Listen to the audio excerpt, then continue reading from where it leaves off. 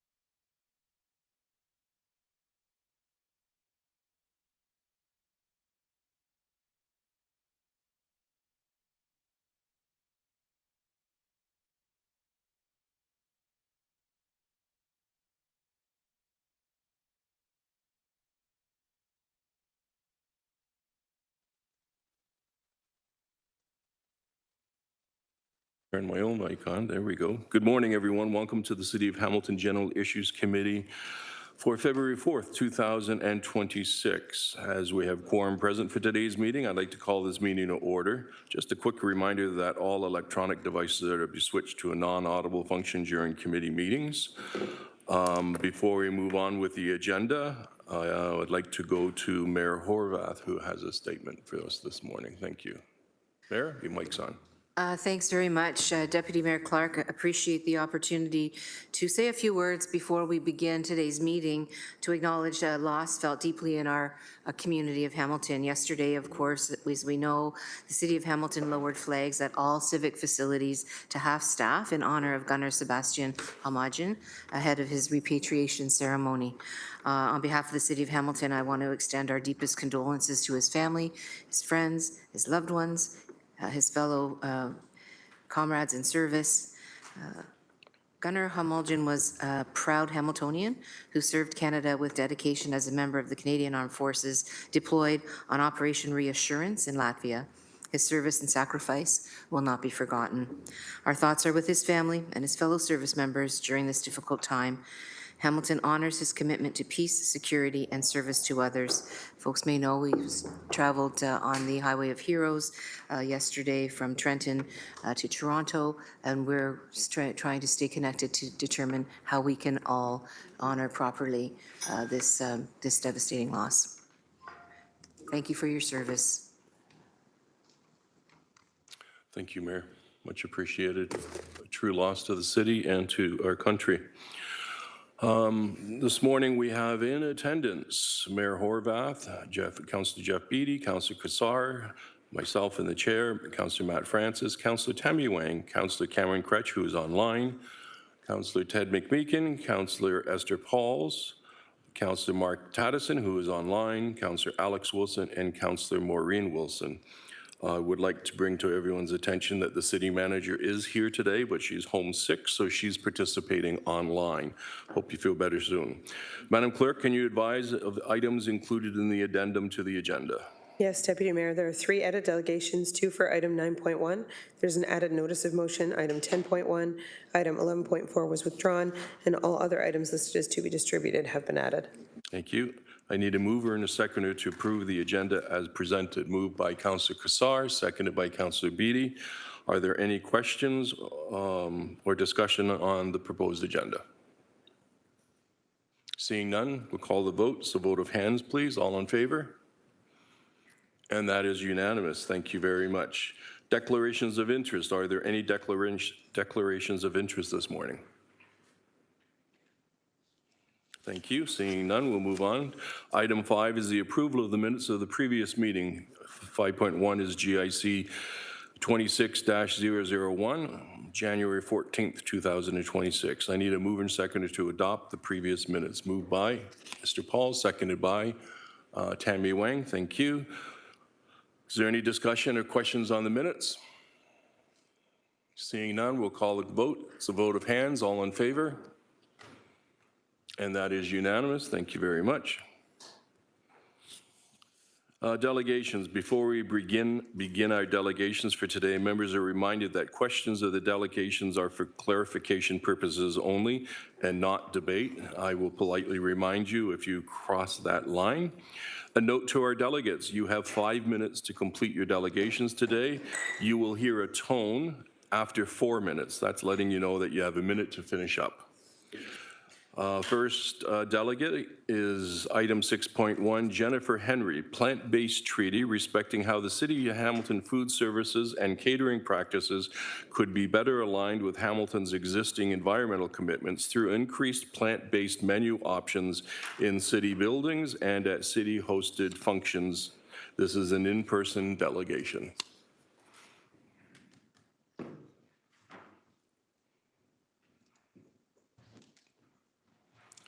Okay, Jennifer, if you could just move that microphone a little bit closer. There you go. And then you can begin, and when you start, 5 minutes will start. Okay. Chair and members of committee, thank you for the opportunity to speak today. My name is Jenny. I'm a proud resident of Ward 3 and a representative of the Plant-Based Treaty, an international initiative that works with cities and institutions on climate-aligned policy. I'm here to talk about a practical way the City of Hamilton can better align its day-to-day operations with the climate commitments Council has already made, specifically through the food served in city buildings and in city-hosted functions. This is not a proposal to reduce services or remove choice. It is a proposal to align municipal practice with existing municipal policy.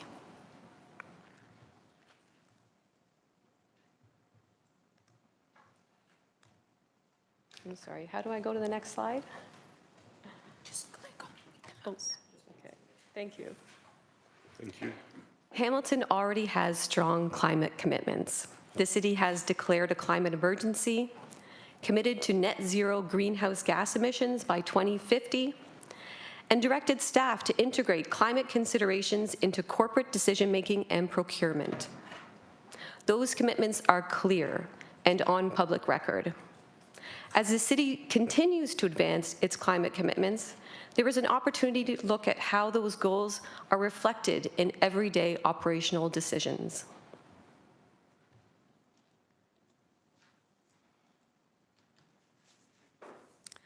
Food has a measurable climate footprint. Global food systems are responsible for about 1/4 of all greenhouse gas emissions, on par with major sources like the global energy sector. Within food systems, animal-based foods, especially meat and dairy, contribute the majority of those emissions, with beef and lamb among the most carbon-intensive food products. By contrast, plant-based foods, such as grains and legumes, have much lower emissions per unit. This means serving plant-based meals can meaningfully reduce carbon footprint of food served by an organization. This is not a fringe claim, but well-established environmental research and widely acknowledged by governments and institutions globally.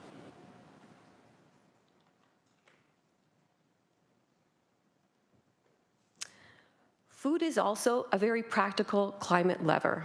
Unlike other climate initiatives, changing food defaults requires no new infrastructure, requires no technical innovation, can be implemented through procurement standards and catering guidelines, and can be piloted, measured, and adjusted.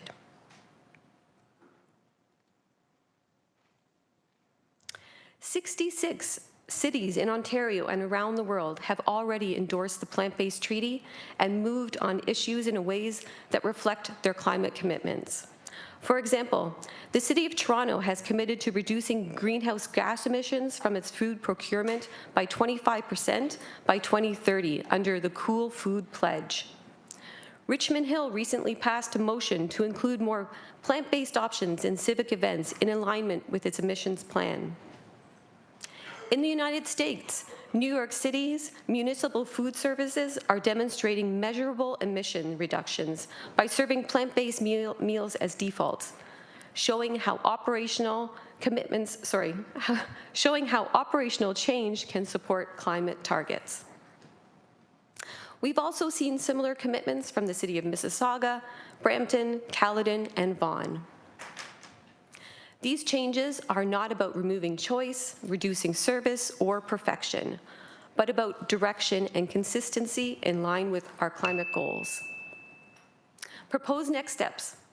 I'm not asking the Council to mandate an immediate citywide change today, rather a meaningful next step, such as directing staff, sorry, I forgot to change the slide. Rather meaningful next step, such as directing staff to review current food and catering practices through a climate lens with findings reported back to Council, or exploring a pilot approach for plant-based default menus at city-hosted meetings or events. This allows the city to move from commitment to implementation thoughtfully and transparently. Hamilton already has shown leadership through its climate commitments. Aligning everyday operational choices, including food, is one way to continue that leadership. Food matters because it has real climate impact. And it's one of the simplest ways to show residents of Hamilton that climate commitments are not abstract, they are operational. Thank you for your time and consideration. Thank you very much. Don't go anywhere. We do have some questions. Councillor Tammy Wang, please. Thank you. Thank you for your delegation. I know that you have already reached out to my office and had a conversation with Pascal in my office, but I wonder if you can just dig a little bit deeper and just share a little more information on the slide 5 that you had, which were the other cities in Ontario. Perhaps you can give us other examples. I think the more recent one was Mississauga that just recently passed that. What was their sort of operational sort of expectation out of passing that motion to endorse the plant-based treaty? I wonder if you can just share that information. Yeah, so when cities endorse the plant-based treaty, it comes along with some sort of commitment to operational change. I shared some of those examples. The rest of the examples, I think, would be on the website. I don't have it offhand what Mississauga did, but I can definitely follow up with you on exactly what they did. Okay, and then as well, what are some of the other ways in which you're enabling the plant-based treaty beyond coming to a council? Because I do know that the plant-based treaty is not really just for municipalities. So what are the other sort of areas that you're trying to reach into in order to drive this shift? Yeah, so it's not just cities, but individuals are also being asked to endorse the plant-based treaty, and there's raising awareness about shifting and what the kind of impact it has on the climate is happening with individuals as well. I'm not sure how many individuals have actually signed the plant-based treaty, but there's a lot, and there's more information on the website as well. Okay, and my last question through you, Chair, is a question around what do you think Hamilton should do as a measurable impact beyond potentially passing this as a motion and declaring this, but what would be your expectation in terms of what you would like to see from this council on furthering that declaration? Yeah, we would love support from council members in endorsing the plant-based treaty and in making some commitment towards increasing the plant-based options or making plant-based options a default. Again, not to eliminate choice, but to default to plant-based could have a massive impact on environmental impact of our food. Thank you. Thank you. Those are all my questions. Thank you, Councillor. Are there any other questions from councillors? Seeing none, thank you very much for your delegation. Thank you. I need a mover and a seconder to receive the presentation by the delegate. Moved by Councillor Alex Wilson, seconded by, I need a seconder, Councillor Esther Pauls, and you have a question? Go ahead, sir. Oops. That was my Try fault. again. That's Apologies. okay. Don't worry about it. Thank you. Just in receiving, would it be possible, I think both through our climate action strategy and through ongoing work in green procurement, there's a lot of like in work happening. So staff are already looking at kind of a layer above some of these choices, how this could fit strategically. And I see this is very in line with current work. Just could we receive and refer this to our Office of Climate Change Initiatives with comment from procurement when this comes back? I think this fits with an existing reporting that is already coming back and has deadlines to come back, but just making sure this is considered as part of those future reports. Thank you. I think that could be received as a friendly amendment if there's no opposition around the room. Seeing none, thank you, Councillor Alex Wilson. So that motion is amended to get it referred to the Office of Climate Change. Any further questions or comments? Seeing none, all in favor by a choice of hands? So sorry, through the Deputy Mayor, just because it's a referral, we're going to need an electronic vote. Thank you.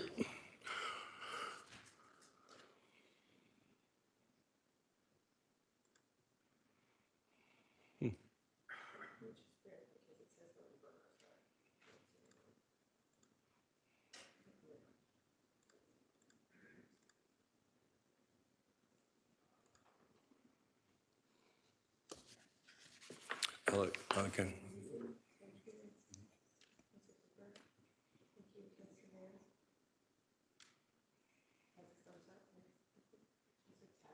He was a thumbs up.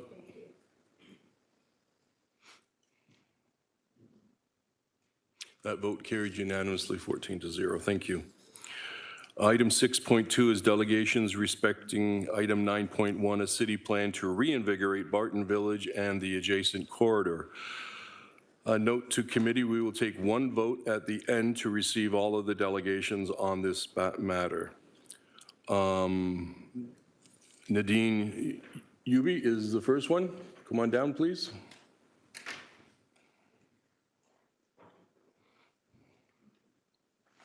And are you representing the Barton Village BIA or you're on the Barton Village BIA? I'm the executive director. Perfect, thank you.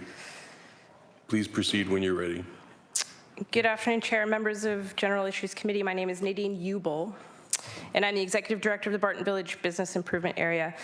I'm here today on behalf of our board, our member businesses, and the wider Barton community to express our enthusiastic support for the motion before you, a city plan to reinvigorate Barton Village and the adjacent corridor. As you well know, Barton Street was once the commercial corridor of our great city, a bustling hub where families shopped, businesses thrived, and newcomers found opportunity. Over the years, our community has shown incredible resilience and creativity. Our BIA, alongside local residents, artists, and entrepreneurs, has worked tirelessly to foster a vibrant, welcoming neighborhood, one that celebrates culture, supports small business, and builds connections. But as highlighted in the motion, we face persistent challenges: vacant storefronts, stalled development, issues with waste and dumping, and a lingering perception of neglect. I want to specifically draw your attention to the impact of stalled projects in our corridor. We have a missing tooth in an open excavation since 2017. Several boarded up buildings that have been stagnant for more than 10 years. These sites are daily reminders of lost potential and contribute to a sense of frustration and disappointment in our community. They overshadow any positive work we do, no matter how hard we try. But these properties are not just eyesores. They affect safety, deter new investment, and undermine the pride we all want to feel in our neighborhood. On top of these challenges, our public realm infrastructure is in urgent need of attention. Potholes, crumbling medians, and deteriorating sidewalks are a daily reality for residents, business owners, and visitors. These issues not only impact safety and accessibility, but also send a message that our community is not being cared for at the same level as other parts of the city. Investing in these basic but essential improvements is a critical step towards restoring pride and confidence in Barton Village. Despite these challenges, our BIA and community have not stood still. We have taken on small projects, beautification efforts, public art, community events that have been met with real enthusiasm and gratitude from residents and business owners alike. We know there are future plans for this corridor, and we have been part of ongoing conversations with city staff regarding those plans. But the reality is that we won't see that investment for another 10 years, and we simply cannot wait that long. Our businesses, residents, and visitors deserve a safe, vibrant, and welcoming Barton Village now, not a decade from now. If I may, I'd like to share a story that speaks to our vision for renewal. In the Japanese fable of Kintsugi, an emperor's prized bowl is shattered just before a momentous celebration. The emperor's son, instead of discarding the broken pieces, spends the night carefully mending them with gold. When the bowl is returned, its golden veins glisten where the cracks once were, making it an even more beautiful and precious for having been broken. The scars are not hidden. They are transformed into a symbol of resilience and renewed strength. Like the art of Kintsugi, our neighborhood's history, its struggles and setbacks can become the very thing that makes it stronger and more valued if we invest in its repair together. This motion recognizes the urgent need for an integrated plan, one that brings together municipal departments, leverages community expertise, and invests in both immediate improvements and long-term renewal. We strongly support the proposed audit and action plan, especially the focus on enforcing bylaws to address derelict and vacant properties, beautifying our public spaces and expanding public art, addressing illegal dumping and waste, and supporting businesses through new funding and partnerships. We are ready and eager to collaborate with city staff, community partners, and local residents to create a Barton Village that reflects the best of Hamilton, vibrant, inclusive, and full of opportunity. On behalf of the Barton Village BIA, I urge you to support this motion and help us to realize the full potential of our community. Thank you for your time and commitment to our neighborhood. Thank you, Nadine. Don't go away. We have a few councillors who would like to ask some questions. The first one is Councillor Maureen Wilson. Your microphone is now on. Thank you very much, Executive Director Ubel, for being here. I really appreciate the reference to the historic role that this neighborhood played as a catalyst for funding and fueling the rest of Hamilton far outside its domain. And it's my opinion that it's time for us to have a reconciliation here. You referenced the role of places like Barton Village for newcomers and immigrants. Not a skill testing question, but just wanted to know if you were at all familiar with Hamiltonian, actually, Doug Saunders, in his writings about arrival cities, arrival neighborhoods, and the role they play in offering economic opportunity and then propelling those individuals further through multiple generations. And if you are, would you characterize this village as that, and or can you dig in deeper to the historic role that Barton has played in propelling and providing for newly arrived Hamiltonians? Thank you. Thank you, Councillor Nadine, please. Through the chair, I'm not familiar, but I will say we sort of commonly refer to Barton Village as the OG Hamilton. It started there. You know, it certainly was the support in terms of not just a commercial corridor, but sort of the original footprint of the city, which expanded from there. So I would love to dig into the information and see, and I'll do that. Thank you for bringing it to me. Councillor Wilson. Thank you. Over the trajectory, the historic trajectory of Barton, is there a rough estimate of time when things started to turn and what the factors were in that? Yeah, so actually the executive director of Helping Hands is here, who'll be delegating after me. And a few years ago, there was a summer student that did a summer project, the history of Barton over the last 100 years. And things were looking really good at the beginning. Somewhere around the early 70s, there was a comment that made national headlines from a manager of a hockey team that didn't want to bring his team here because the area was rough and the team was rough, and so he didn't want to bring his team to play and stay in our city. And for some reason, that reputation stuck. And it's been my mandate since I came into the BIA in 2023 to stop letting other people tell us who we are. I'm not sure why the reputation stuck. The people that live and play and work in that neighborhood know its value and know its potential. We don't have to sell it to them. But there are other parts of the city that maybe don't feel the same way. And it's time we change their minds. Those are my questions. Thank you. Thank you.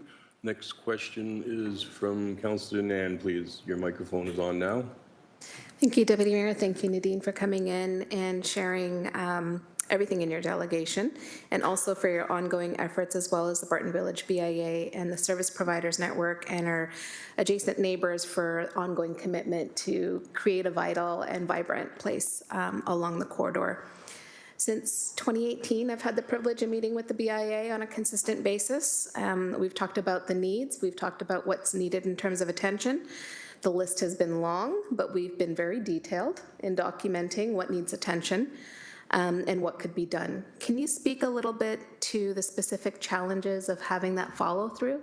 Because y'all have, as you mentioned in your delegation, done an incredible job of being very clear about what needs attention. And then meeting after meeting, we get frustrated that that attention just isn't following through in action. So if you could shed a little light on that, thanks. Thank you. Nadine? Thank you. Through the chair, I think the biggest challenge, in my humble opinion, is a lot of finger pointing. It's sort of a, that's not our role, or we'll see whose role it is, or perhaps pushing it around to different departments, instead of taking a consolidated approach with a champion who can kind of bring everybody to the table. And I think that's what this motion does, is allows all of the departments to come together and sort of brainstorm. Like, we're better than any one department, right? The sum of the whole is greater than the sum of its parts, or something like that. So I think that's been the biggest challenge. And as somebody who's coming from outside the municipality to try and navigate the different departments, it's been challenging. So I don't always know who to go to. And if I'm hitting roadblocks, I can only hit that so many times. But for those of you that don't know me yet, I'm not going anywhere. So it's going to be a yes at some point. Might as well just make it now. Councillor? Thank you for tenacity. Thank you, Councillor. One more questioner for you. Mayor Horvath, please. Your microphone is on. Thanks very much, Deputy Mayor Clark. Good morning, Nadine. Thank you for the presentation. I have kind of two areas that I wanted to ask you about. One is the, in talking about the history that you've identified from articles in the 70s, do you know anything about the kind of physical changes that were implemented in the early 90s to try to create a different type of space in the Barton area? Is that anything that sounds familiar to you? Not specifically, but maybe I'm not catching the reference. It might have been in a different stretch of the street, but there had been some kind of revitalization efforts done back then by a different order of government. I don't think it was the city at the time, but just curious about that. The other thing is, as you put together this, as the motion comes forward and the direction is provided, are you thinking that there are things that can be done right away, things that might take a little bit longer, and things that are longer term, or is the expectation everything all at once, all the time? No, definitely not. Sorry, through the chair. I believe that it's going to be a multi-tiered process. Certainly is not an everything all at once. We know what the everything all at once plan looks like, and we're kicking that can a little further down the road. Because we need to do it right, but there certainly are things that could be addressed. Our concern is that because this larger scope project is being moved further into the future, that things will continue to deteriorate over the next 10 years before we see those shovels in the ground. So the hope is to be able to address some of these concerns, sort of the low-hanging fruit, and then work our way towards the larger scope project. That's great. Thank you for that. And I would just say, there are places I've been in many communities around the world, really, but one of the things that I've noticed is some efforts in other jurisdictions to utilize those empty storefronts to tell the story of history that you're talking about through, through photos and historic kind of displays, if you will. And so I would hope that when we get to the motion, there's some discussion about engaging, the head of the Lake Historical Society, for example, our museums, our civic museums, Hamilton Public Library, as part of how we could tell the story of history that helps us then bring it forward to today and into the future in terms of vibrancy. So thank you for your presentation. Thank you, Mayor. There are no further questions, so thank you very much for your presentation today.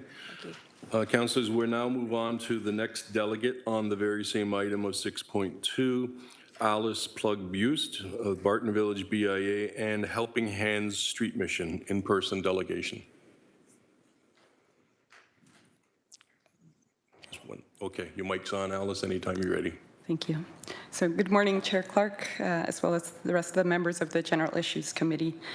My name is Alice Plug-Buist, and I am a current member and past chair of the Barton Village BIA Board, the Executive Director of Helping Hands Street Mission, a community-focused poverty alleviation charity located in Barton Village, as well as a member of the BIA through property ownership at 667 and 669 Barton Street East, where we provide affordable housing to 10 family units through the Hamilton Affordable Housing Association, as well as commercial rental to the Baby Depot, a charity supporting families in need in the city of Hamilton, based in Barton Village. I'm also community member and constituent of Ward 3, living in the Gala and Sherman Hub neighborhood. In my various roles within Barton Village, I consistently see both a community that cares and engages deeply, as well as a community that struggles and feels forgotten. In many ways, my experience leading Helping Hands Street Mission is a microcosm of this larger community. The community being facilitated at Helping Hands is one that offers a place of welcome and deep inclusion to everyone, no matter what their daily life and experience might look like. Each person is welcome, each person is needed, and each person is encouraged to see that they have something to contribute to make our community better. Life for the folks that make up the community at Helping Hands is hard, but within the daily struggles, we find welcome, belonging, and hope together. These deeply held values are ones that have caused me to prioritize engagement in the Barton Village BIA for the past 6 years. As Nadine alluded to, there's a great little video that you can find on YouTube called Exploring Our Place on Barton Street that was created by staff at a Helping Hands Street Mission that helps you to learn some of the history of Barton Village, where things were in the 60s, and then how the narrative shifted and the village got left and lost in the early 70s.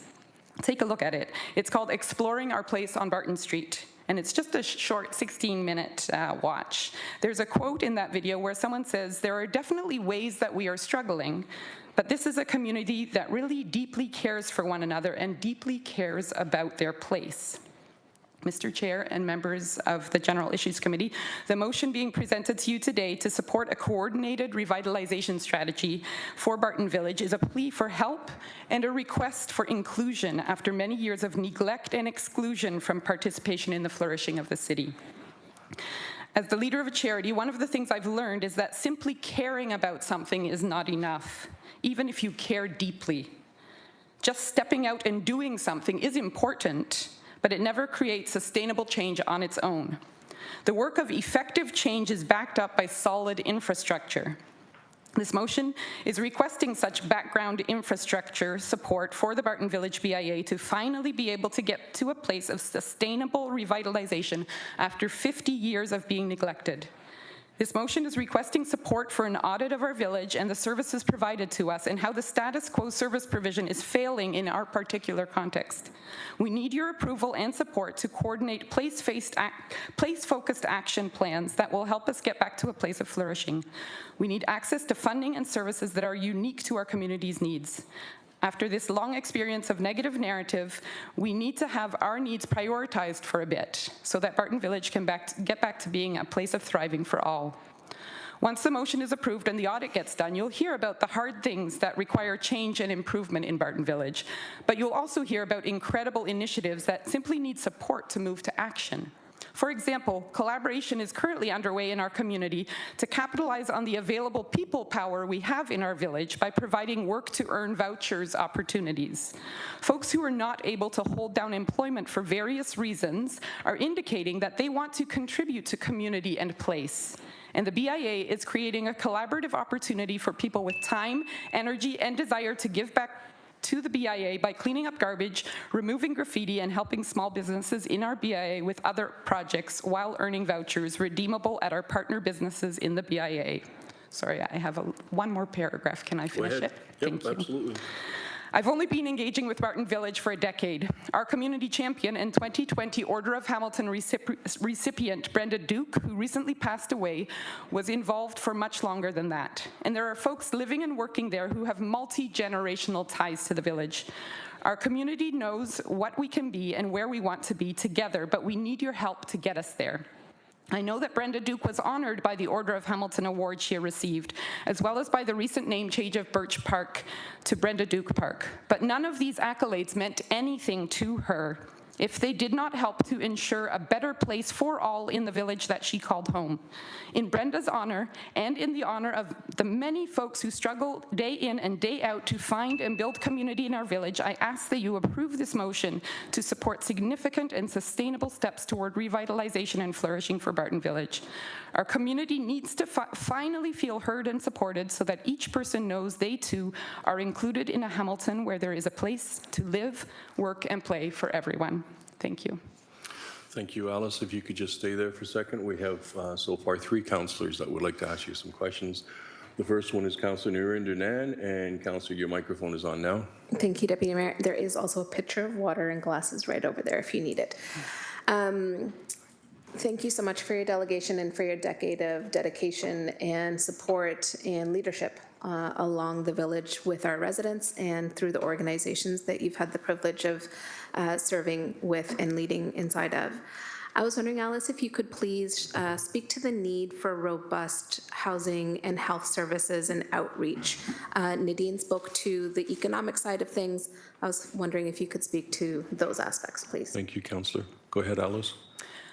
Yes, I think the first thing that I would say is something that harks back to what Councillor Wilson was asking about, as kind of a starting place for a lot of people. In the 10 units that are above Helping Hands Street Mission that are run by the Hamilton Affordable Housing Association, we have been able to welcome in a number of refugee families who, even within the short time that they've been able to live in the affordable housing that we've been able to provide, are now being able to step forward and move on to further, to their choice of place in the city, where they came originally into Hamilton, found a place with us, and now move on to that. So Barton Village and us as partners within that are helping to create that first stepping stone as an affordable place to live. But it also needs to be a safe place for those folks then as well. And they shouldn't have to always choose to move out then either, right? So continuing to be that first spot for newcomers, people seeking affordable housing is beautiful and wonderful, but we'd love to be able to continue to create a flourishing place right there too, so they don't necessarily feel like they have to move on to thriving in other places. If they want to, of course, we welcome that. People should be able to choose wherever they want to live. But Barton Village needs to be that safe and thriving place that they can build roots and grow in as well. And so there are other spaces like that in our village. We're excited with St. Matthew's House for the housing that they have just opened there, and are hoping that there will be, those folks will find safety, belonging, welcome in our community as well. And then in terms of health services, health support, we have what we call Barton Village, or Barton Service Provider Network Group, where we work really, really hard to engage together, partner together to take care of our village, as well as so many folks around that come into our village in a holistic way. So we've been working hard over the past, I would say, I forget exactly when that network started, but I would say 6 years to really work holistically that way, and want to be able to keep doing that. But again, as I said, we need that infrastructure behind us to be able to continue to do that. We're working really, really hard, trying our darndest, but to have the whole city of Hamilton's support to get to that place of flourishing is what we really need. Thank you. Councillor Nan, you have 4.5 minutes left. Thank you.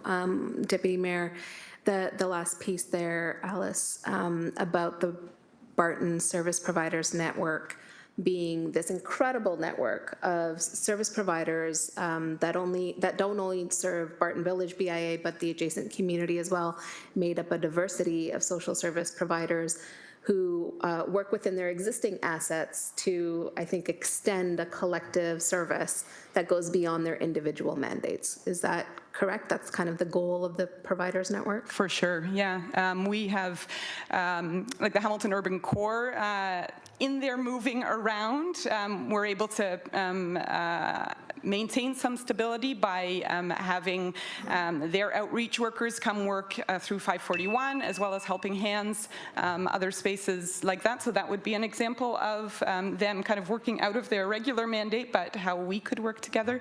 And there are lots of other examples like that of partnering, going into places as well, because especially for, some of the folks that we help support at Helping Hands, we need to go to help them where they're at, right? Rather than just saying, our doors are open, you can come, to be served by the Urban Core or by, whoever else. But yeah, with this partnership network, really being able to step into the places where people are, where people feel safe, and creating safety and community there as a partnership.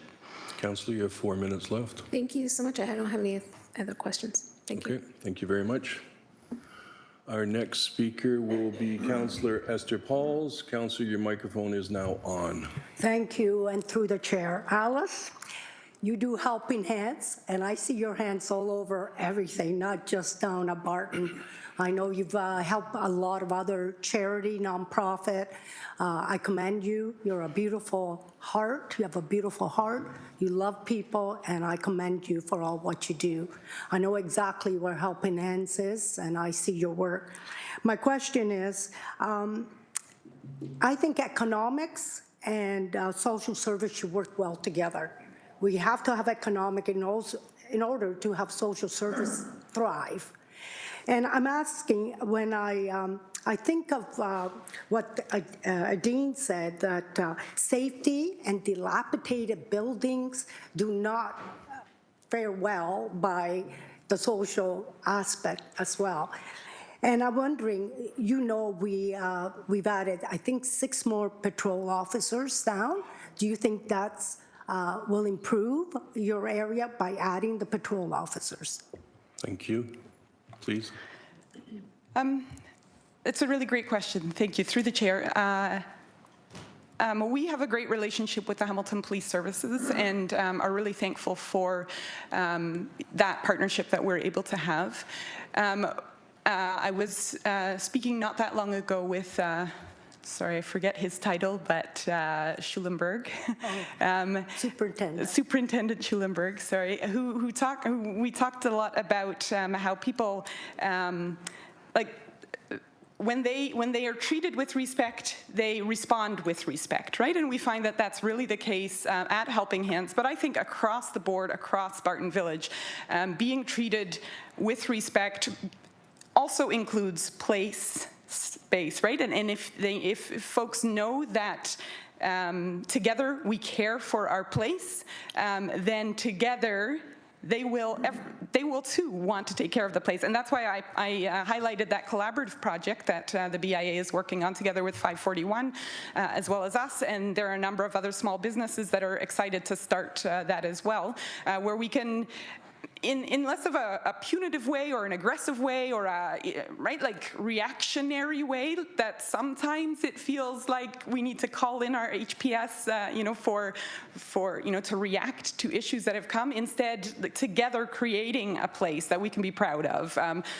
But that does mean that we need help to be able to, whether it's for now, beautify some of those boarded up spaces in the way that Mayor Horvath alluded to, by doing something together with the support of the city to make things look beautiful, even while we can't yet, knock some of those buildings down that need to be knocked down, or all of that kind of stuff.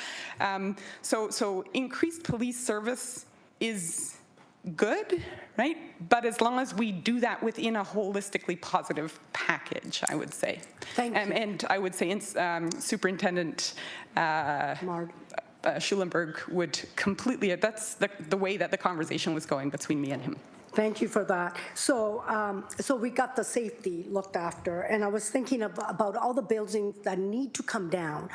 We need to have a strong policy, and I agree. My last question is to you.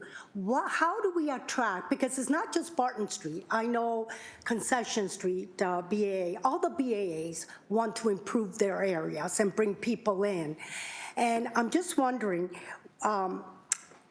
what type of business you think would attract that area? Because that's what we need. We need nice building, people saying, I'm going to go and invest my money downtown on Barton Street. And when we do that, then it helps all the social services. So what kind of business, how do we attract that kind of business, you think, downtown? Thank you. Sorry, through the chair.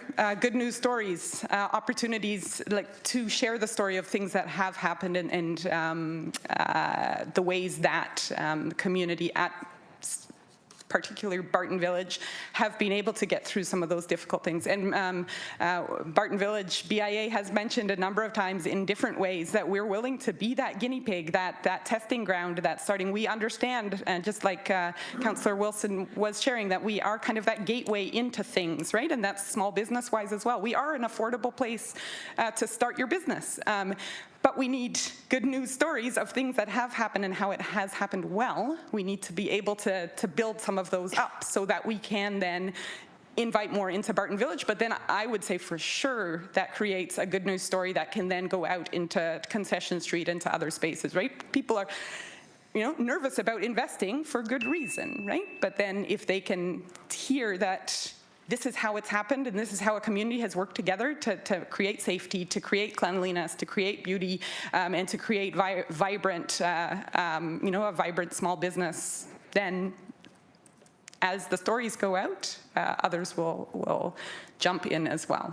But we need to start somewhere, and we are proposing, let's start that in Barton Village. Thank you, Alice. You do have a beautiful heart, and you help so much. I know you well. Thank you for coming in. Thank you. Thank you, Councillor. Next speaker is Councillor Maureen Wilson. Councillor, your microphone is on. Thank you. Thank you for your delegation. It's really clear to me, one of the things I love about this neighborhood is I think there's no match for the social capital in this neighborhood. There just isn't. And I'm familiar with all the neighborhoods in Hamilton. You made reference to, you used two phrases in your delegation, if I could ask the delegate to expand a little bit more. You said goodwill, kind of paraphrasing, goodwill, good neighbors only gets you so far. We need solid infrastructure to uphold change. So I'd like you to expand on that. And the second reference you made was to the importance of place-focused city building. So if you could just expand on both of those so I understand what you're referencing. Thank you, through the chair. Through the chair, the first statement was, we have a lot of people that have been trying hard, doing our very best, but sustainable change only happens when there is solid infrastructure behind it. And I mentioned that I had learned that through charity work. Specific examples of that kind of infrastructure are what are part of this motion, right? Getting access to an audit that will help us to see where the weaknesses are, where the strengths are, and helping us to build on that. Not necessarily, like an example that has come up very recently is garbage. And so there is, people know across the city that Barton looks like it has a lot of garbage there, right? But currently, our BIA is separated into two sections on garbage day. So it's half of the part of the BIA has garbage pickup on Tuesday, then part of the BIA has garbage pickup on Wednesday, and now because of the changes with the small business stuff or business stuff too, we have recycling day on Fridays as well. And so basically the whole week long, we have garbage cans sitting out there, plus the garbage pickup people don't really seem to know what they're supposed to pick up when. So in between those days, we have garbage and recycling sitting out there as well, right? And so that's nothing that we as BIA have the capacity to do anything about, right? So we need that, whether that's just for the BIA right now as a pilot project, let's just figure out how we can just deal with garbage all on one day so that the BIA isn't left with, blowing around garbage all the time. Because we end up getting blamed for it, and our folks that are living on Barton Village end up getting blamed for the garbage that's all over the street, when obviously it's not our fault when we have 3 different garbage pickup days. So that kind of infrastructure, and there's a whole bunch of other ones listed in the motion of suggestions as to some of the things that can be done to help get us to a place where we need to be.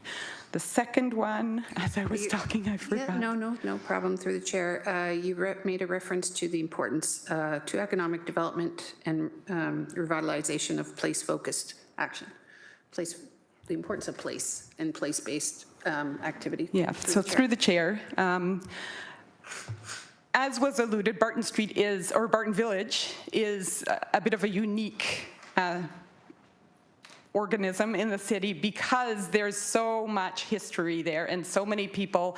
The social capital is bigger, I think, than in any other neighborhood. People live there, and not just live there, but have been living there for generations on end, right? And so there was pride in place originally, years and years ago, and then over time, St. Pierre, I know some people who basically, all the family that they know are living within 4 blocks of Helping Hands Street Missions location say, right? Like, so they all, right? They grew up in that neighborhood, and so place is important to them, and so making the place a place that they can feel proud of is vital to their everyday. It's not just, oh, we'll see whether we want to make this, but we've got lots of opportunity to, spend time in all other places. No, they spend time in Barton Village, and so they want to. Place is so important to them because it's everything that they do. They don't go beyond, and a lot of our folks don't go very far beyond the not walls, but the edges of the Barton Village corridor. And so that makes us unique, but it gives us a unique opportunity as well to capitalize on those people that care so much about the place where they live, to work together to make it a place that they can get back to being proud of, and then feel like deeply valued as well. Thank you. Hopefully that Councilor answers. Wilson. Yeah, feeling deeply valued is important. Thank you. Through the chair, I appreciate your delegation. Thank you. Next speaker is Councillor Ted McMeekin. Go ahead, Councillor, your microphone's on. Yeah, thanks, Deputy Mayor, and thank you for your presentation. I'm familiar with your work. I have a couple of daughters who live down that way, and they pop in every once in a while. And I popped in several times to kind of catch up on what's going on there. My question's a simple one. I mean, it's lots of challenges and opportunities in our city, and in some areas even more so. What are you most hopeful about? Through the chair. That's a great question. I was just pondering on the fact earlier this week that sometimes it can, after a long time of getting knocked back, it can be hard to feel hope. And so I'm a Christian, and I was reading in my devotions a story of a man who was sitting at the pool of Bethesda, I think, and Jesus asked him, do you want to be healed? And the man didn't say, yes, of course I want to. He'd been sick or disabled for over 30 years, right? And he didn't say, yes, of course I want to, whatever. Right away, instead, he's like, but I don't have anyone to carry me to the waters to be healed, right? And it just struck me that that's so much a picture of what I see and hear around me at Barton Village, right? Rather than stepping into, right, as soon as we have a little light at the end of the tunnel moving forward towards that hope, instead there's always this, but we know it's not gonna work. We know it's, right? That's not a hope-filled answer to that question, but I think that's the space that we find ourselves in right now. That's the space where a lot of Helping Hands friends find themselves in general, right? In life in general, but that's where Barton Village, a lot of the people that live there, the people that work there, the people that play there, don't have a lot of hope that it will get better. So we're hearing a lot of negativity. And so even just a vouch for us by council to say, or by, to say, yes, we believe in you and we believe we can get to a space of hope would kind of, in my mind, be kind of like that Jesus story, right? Where we can step into, you know what, even though you are losing hope or you have lost hope over time, we want to help you have hope again. We've got a beautiful community, a beautiful neighborhood, a beautiful bunch of people that are working hard and want to work hard. We want to remember Brenda Duke and the hard work that she did by actually being able to step forward. And I think we can do it, right? We just need to be able to get, have that support in the background saying, yes, not only are you saying that we can do it, we actually, as a city, want to stand behind you and do it with you. Hopefully that answers that. You still have the floor, and the first delegate ever to respond with a quote to you. Yeah, that was a great answer. And you twigged for me a couple of memories. Audrey Hepburn, who for many years, when her career was winding down, was a United Nations ambassador, once said, the good Lord gives us two hands, one to help ourselves and one to help others. And I really appreciated your story about being lifted to the pond. I think that is a wonderful image for us to bear as we move forward together to try to ensure that the potential in that community is met. There are a lot of let me say it, there are a lot of kids down there that I'm familiar with of limited means but unlimited potential who need all the community support they can get. So thanks so much for what you do. God bless you. Thank you. Thank you, Councillor. Thank you very much, Alice. That's the end of our delegates. Your item is coming up in about 4 items on the agenda, so if you want to stick around for the vote, you're welcome to. I need a move and seconder to receive both delegations on this item. Moved by Councillor Nan, seconded by Councillor McMeekin. All those in favor, please, a show of hands. And that is unanimous. Thank you very much. Councillors, I'm now referring you to item 7, items for information. There are 2 items. If there are no objections, I would like to have a mover and seconder to put items 7.1 and 7.2 on the floor as a group, and we can still ask questions about them, but let's put them all together. Moved by Councillor Alex Wilson, seconded by Councillor Narinder Nan. On 7.1 or 7.2, are there any questions or comments? Seeing none, we'll take a vote by hands to receive the items. All in favor, please? And that is carried. Oh, Councillor Kretsch, did you have your hand up for a question? Sorry, I did not see it until just now. We're taking that vote back. Go ahead, Councillor.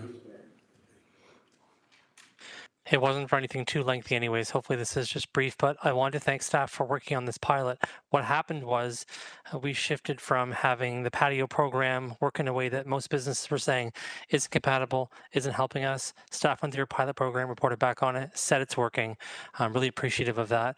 The only question I had for staff briefly was just about if they saw any changes coming out of the pilot program. I know the alternative section spoke briefly to different paths we could take. The way I read that was those were the things we were doing in the past, and we're going to continue on with the program we have currently done through the pilot. I just wanted to confirm that because I just found the wording a little challenging. Thank you, Councillor. Who on staff? GM Kennedy, please. Hi, good morning. Jackie Kennedy, General Manager of Public Works. The Transportation Division were the lead on the pilot, and I've got Acting Director Mike Field online, and he is able to speak to how this came to be and where they landed with it. Thanks. Thank you. Director Field, please. Mike Field, Acting Director of Transportation, through the chair to the councillor. That's a good question. We found that the pilot was highly successful last year in the way that it was implemented, and then there is some information regarding some satisfaction from patio users that we received, which was positive as well. So we intend to carry forward with how we implemented the pilot and manage the pilot this year in the same way that we did last year without any changes. Councillor Kretsch, please. Thanks. Answers my question. I appreciate it very much. Thank you, Councillor. Any further questions on items 7.1 or 7.2? If not, we'll leave the mover and seconder as they were, clerk, and we'll call the vote now. It's a hands up vote. All in favor? That is unanimous. Thank you very much. So we're now moving on to items for consideration. Item 8.1, PED 26017, revised Board of Management for the Ancaster Village Business Improvement Area, Ward 12. I need a mover and seconder to put the item on the floor. Moved by Councillor Cassar, seconded by Councillor Alex Wilson. Are there any questions or comments on the item? Seeing none, we'll call the vote. It's electronic, please.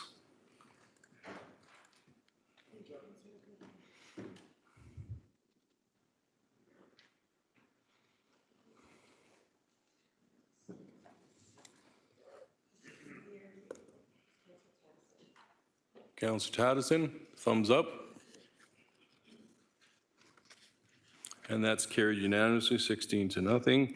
8.2 is PED 26019, Revitalizing Hamilton Tax Increment Grant Program Application 115-117, George Street, Hamilton, Ward 2. I need a mover and a seconder to put the item on the floor. Moved by Councillor Wang, seconded by Councillor Jackson.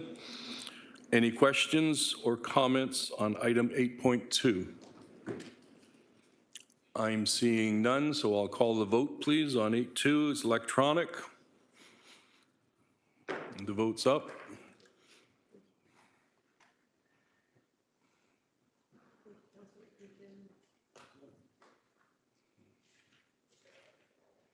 That vote carried unanimously, 16-0. Thank you. 8.3 ACPD 26-001 Accessibility Committee for Persons with Disabilities Minutes ACPD 26-01 January 13th, 2026. May I have a mover and a seconder to put the item on the floor? Moved by Councillor Tattison, seconded by Councillor Cooper. Are there any questions on the minutes? Seeing none, I'll call the vote. It's an electronic vote, please.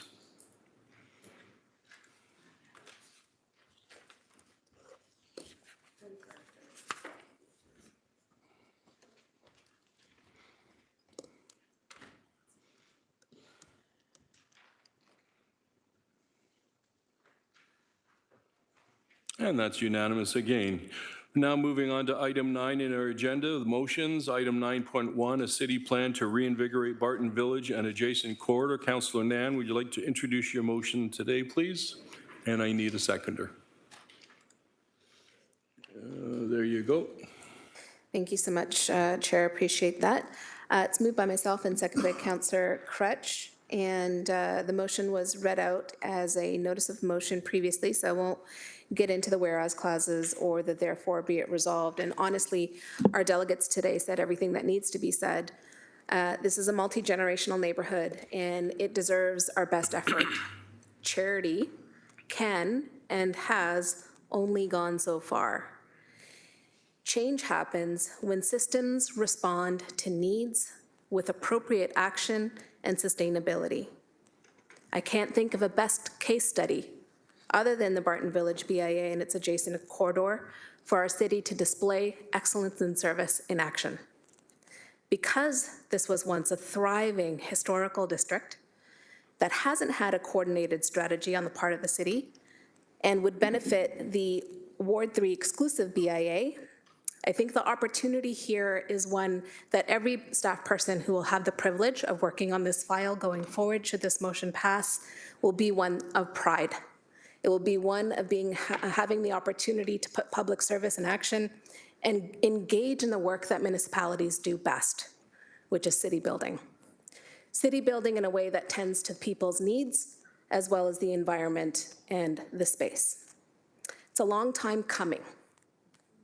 And if we get Barton Village right, we'll get the rest of the city right. Thank you.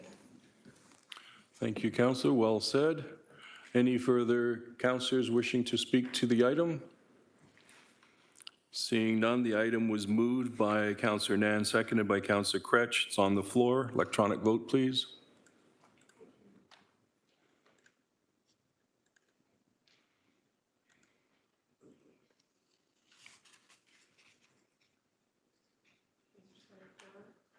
Councillor Spatafor. That's unanimous. Thank you very much. Well done.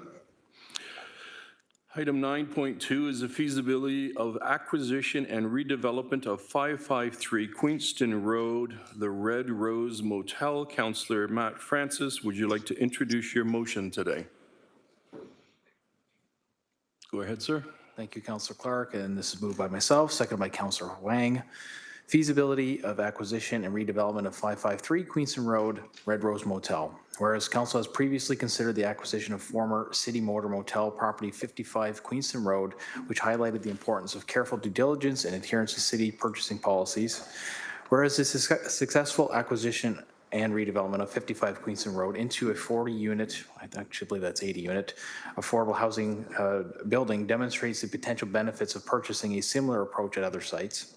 Whereas the Red Rose Motel, located at 553 Queenston Road, has been the subject of ongoing community concerns related to crime, safety, and neighborhood impacts, whereas the size and configuration of 553 Queenston Road, together with its direct proximity to 555 Queenston Road, an existing City Housing Hamilton property, presents an opportunity for potential site consolidation and redevelopment, including modular or rapid housing construction, whereas senior government initiatives, including potential programs under Build Canada Homes, may provide resources or funding opportunities for innovative housing delivery. Therefore, be it resolved that staff be directed to report back to the General Issues Committee by end of Q2 2026 on the feasibility of acquiring and redeveloping 553 Queenston Road, including cost, planning, and zoning considerations, redevelopment potential, and opportunities with the adjacent City Housing Hamilton property. And just to speak to this very briefly, this motion does not approve the purchase or spending today.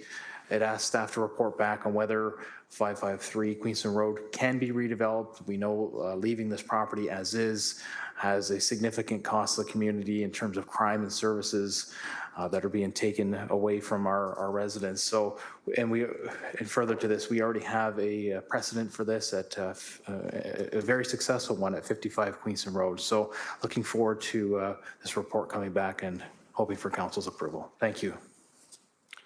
Thank you very much, Councillor Francis. Are there any other councillors wishing to speak to this item? Seeing none, it was moved by Councillor Francis, seconded by Councillor Wang, and this is an electronic vote, which we'll have now, please.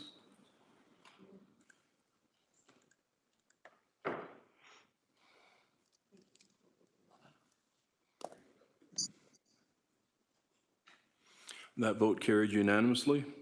Item 9.3, funding for masonry repairs at Dundurn National Historic Sites, Gardener's Cottage, Ward 1. Councillor Maureen Wilson, would you like to introduce your motion, please? Your microphone's on. It's moved by myself, seconded by Councillor McMeekin, to expend and invest $140,000 in the Gardener's Cottage, which is part of the Dundurn National Historic Site. This cottage is a 2-brick house, 25 Tecumseh, which was formerly known as St. Mary's Lane. It was built in 1856 for Sir Allan McNabb's gardener, William Reed. It represents a distinctive pre-Confederation vernacular housing type. There's very few surviving examples left of this housing type.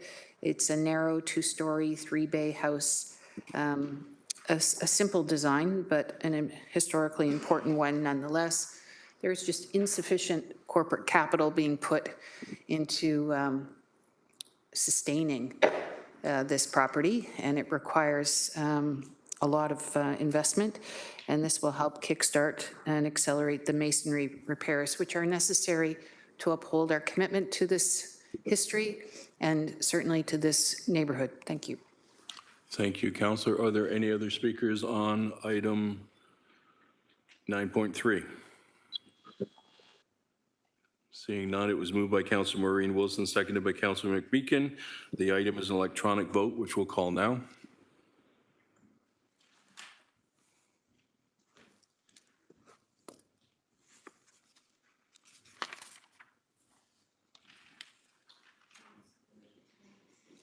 Councillor Taddison? Thumbs up. Thank you. That vote carried unanimously. Thank you very much, councillors. We're now moving item number 9.4, use of red light camera and former automated speed enforcement revenues to support Vision Zero initiatives. Councillor Francis, would you like to bring forward your motion? Your microphone is on. I'm going to withdraw this motion. I'm going to bring this forward to a future meeting. I believe discuss with staff that it'll likely go to the next Public Works Committee meeting. And the reason for that is, the mayor had brought forward a similar motion. There is a little bit of overlap here. I just want to clean it up. I did receive some of that language last night. I just want to make sure that we're not duplicating our efforts here that the mayor had began. So I want to make sure that's cleaned up and given to committee in advance instead of trying to do that on the spot here. Thank you, Councillor. The mover can withdraw your motion, so your motion is now withdrawn. Moving on to notices of motion, item 10.1, Ministry of Labor, Immigration, Training and Skills Development Reports. Councillor Spatafor, it is my understanding that you would like to suspend the rules today. Let me just put your microphone on. There you go, sir. Thank you, Chair. That is correct. I had discussions with the clerk's office in regards to just the wording of the motion. This was in progress a while back, but do you have a seconder to allow us to have the vote to suspend the rules? I do not, if anybody's willing to. Councillor Jackson is seconding your motion. Thank you. So the motion before us is to suspend the rules. That requires a 2/3 majority to suspend the rules on this item. It's an electronic vote, and the vote is up now.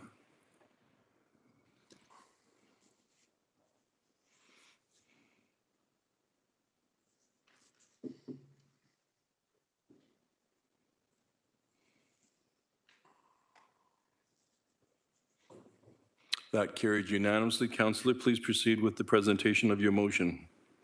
It's moved by myself. I am seeking a seconder. Councillor Jackson will second. Thank you. And it's, I'll read the therefore be it resolved that committee moved into closed session pursuant to section 9.3, subsections B and D in the city's procedural bylaw 21-021 as amended, and section 2392, subsections B and D of the Ontario Municipal Act 2001 as amended, as the subject matter pertains to personal matters about an identifiable individual, including city or local board employees and labor relations or employee negotiations, in order to discuss the Ministry of Labor, Immigration and Training Skills Development reports. Thank you, Councillor Spatafora and Councillor Jackson for seconding it. It's an item before us. If this is passed, it will go to the in-camera section. Is there any questions for clarification on the motion? Seeing none, I'll call the vote, please.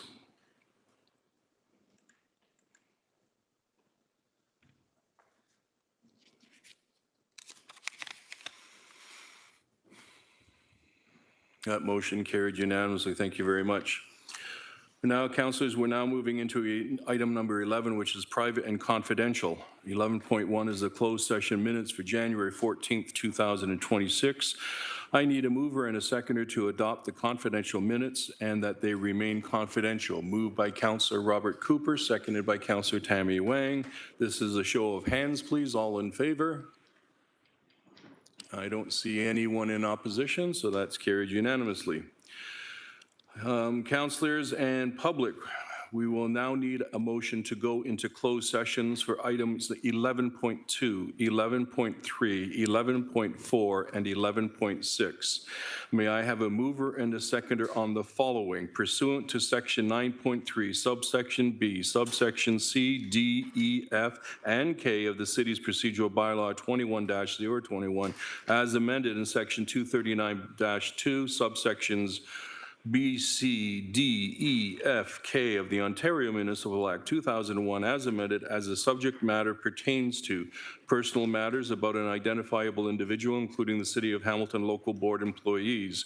C, a proposed or pending acquisition or disposition of land for the city or a local board purpose. D, labor relations and employee negotiations. E, litigation or potential litigation, including matters before administrative tribunals affecting the city or a local board. F, advice that is subject to solicitor-client privilege, including communications necessary for that purpose. A position, plan, procedure, criteria, or instruction to be applied to any negotiations carried on or to be carried on by or on behalf of the city or local board. It's an electronic vote. I'll ask for the vote now, please. Mover and a seconder for all of that. Spatafora and Wang. Thank you.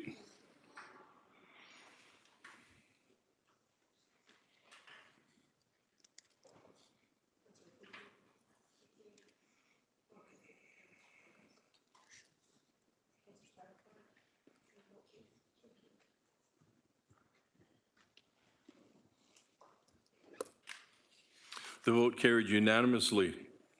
Prior to going into closed sessions, members of the public are advised that during the closed session portion of the meeting, the live stream will broadcast a closed session in progress screen. The broadcast will resume when the closed session portion of the meeting is complete. As we are now moving to closed session, I would ask all members of the public, delegates, and external participants to please now exit the WebEx meeting. As well, any staff that are not directly related to the in-camera item that is before us also now ask to please leave or exit the WebEx meeting.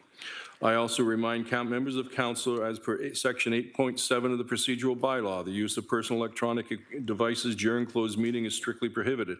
However, the use of city electronic devices during closed meetings are limited to text communications only, with the city's electronic devices not being used as a telephone, recording device, or a camera.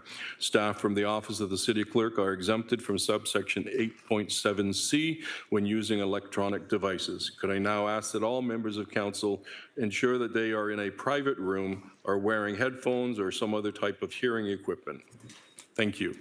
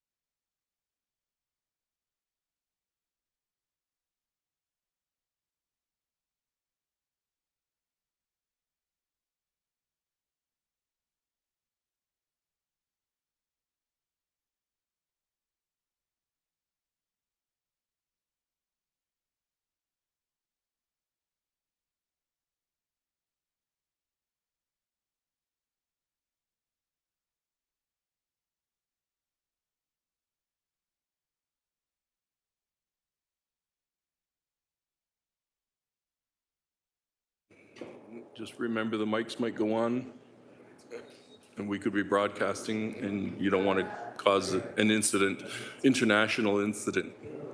We wouldn't want to do that. Although there are some of us who wouldn't mind an international incident or two. Yeah, that's what I said. Just be careful. The mic's hot. No, it's live. This is not Memorex. This is live.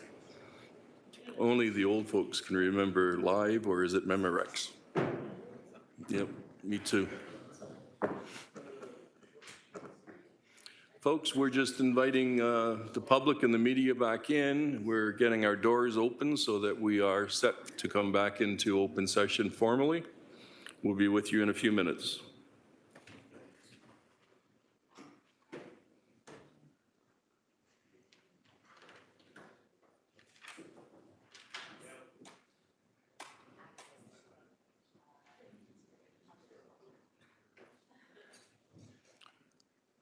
Councillor McMeekin, you can come up to your chair, please. I will. Thank you. Can't vote unless you're in your chair, apparently.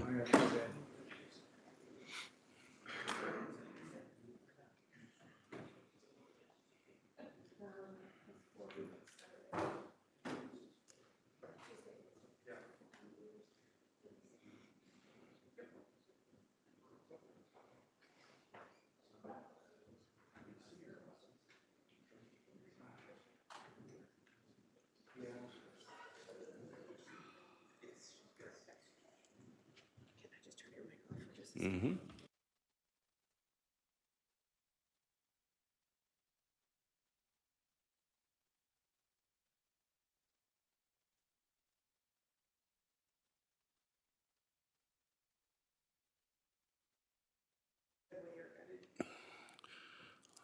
We're always good. Okay, we're back in an open session for the General Issues Committee for February 4th, 2026. The first item is 11.2 LS 24024B, legal update on the Burlington Street East Rutherford Avenue spills, Ward 3. I need a mover and a seconder for the following motion, that report LS 24024B respecting legal update on the Burlington Street East Rutherford annual spills, Ward 3 be received and remain confidential. Mover and a seconder, moved by Councillor Wang, seconded by Councillor Kassar. Thank you. This is an electronic vote. Please make sure that your computer is back in the open session.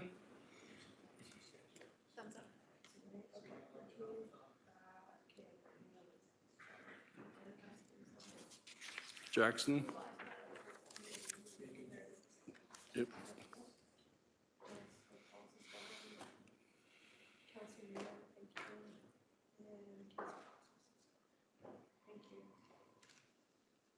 That vote carries 13-0. Thank you very much. We're moving on to 11.3 PED 26028, Affordable Housing Candidate Sites, Wards 1 and 11. May I please have a mover and a seconder for the following. A, that direction provided to staff in closed session respecting report PED 26028, Affordable Housing Candidate Sites, Wards 1 and 3 be approved and remain confidential. B, that properties as defined in the report as identified in confidential Appendix A to the report be declared surplus to the requirements of the City of Hamilton in accordance with the procedural bylaw for the sale of land, being bylaw number 14-204 for the purposes of achieving the city's affordable housing objectives. And C, that the complete report PED 26028 and the appendices respecting affordable housing candidate surplus site remain confidential with the exception of releasing Appendix A to report PED 26028 as may be amended following the approval of council. Moved by Councillor Nan and Councillor Maureen Wilson. Electronic vote, please. Councillor Jackson is thumbs up. Councillor Francis is thumbs up. Councillor McMeekin is thumbs up. Jackson, Francis, and McMeekin, and Councillor Nan is thumbs up. Carried 13 to nothing. Thank you very much, councillors. 11.4, HSC 25035B, potential development of a sport training facility update. May I have a mover and seconder on the following, that the direction provided to staff in closed session respecting report HSC 25035B, potential development of sport training facility update, be approved and remain confidential, and B, that report HSC 25035B respecting potential development of a sports training facility update remain confidential, and that report HSC 25035B respecting the potential development of a sport training facility be considered complete and removed from the General Issues Committee outstanding business list. Mover and a seconder, Councillor McMeekin, Councillor Jackson. Thank you very much.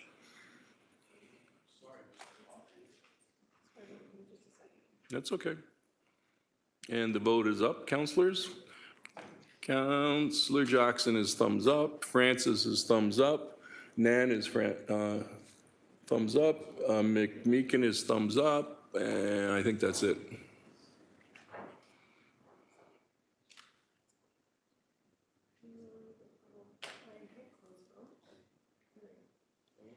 And that vote carried 13 to nothing. 11.6, Ministry of Labor, Immigration, Training and Skills Developments Report. May I have a mover and a seconder on the following? Discussion ensued in camera and will remain confidential. I need a mover and a seconder. Moved by Spatafor, seconded by Beatty. Thank you. And we'll have an electronic vote on that one. Councillor Jackson's thumbs up. Councillor Francis is thumbs up. Councillor Nan is thumbs up. Councillor McMeekin, thumbs up. There we go. That vote carried 13 to nothing. Thank you, councillors, for a wonderful meeting. I hope you have a great afternoon. We are adjourned.